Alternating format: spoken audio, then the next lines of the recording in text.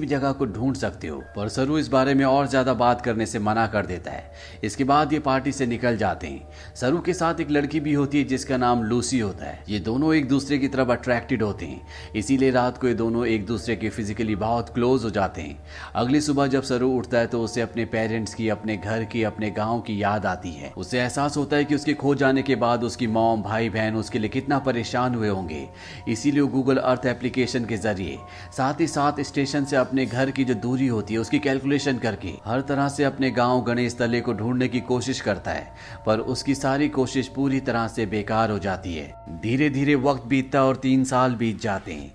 Lucy का और सरू का रिश्ता अब और भी गहरा हो चुका है। ये दोनों एक दूसरे से बहुत प्यार करते हैं, पर सरू आज भी अपने परिवार के लिए परेशान है। उसे कई बार अपने भाई की छवि दिखती है। उसे एहसास होता है कि उसका भाई उसे कह रहा है कि उसे घर चले जाना चाहिए। सरू अपने परिवार की यादों में उन्हें ढूंढने में इतना खोया होता है कि धीरे धीरे वो लूसी से अलग हो जाता है। वो लूसी से कहता है कि तुम मुझसे बेहतर इंसान डिजर्व करती हो। लूसी और सरू अलग हो जाते हैं। कई महीनों के बाद लूसी को सरू जब एक दिन एस्केलेटर पर देखता है तो वो उससे बात करता है। वो लूसी से कहता है कि वो उसे बहुत मिस करता है। इसके बाद एक बार फिर से दोनों एक दूसरे के बहुत क्लोज आ जाते हैं। लूसी सरू से कहती है कि तुम्हें अपनी मॉम के पास जाना चाहिए, उन्हें तुम्हारी जरूरत है। सरू अपनी मॉम के पास जाता है जिनकी तबीयत खराब होती है।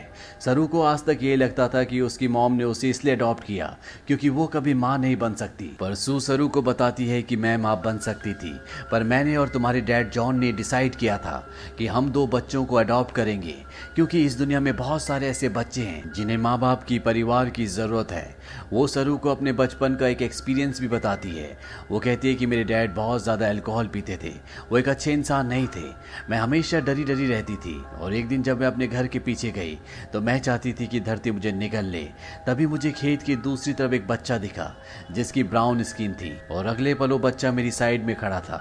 उस पल मुझे एहसास हो गया कि अब मेरी जिंदगी में सब कुछ ठीक होगा।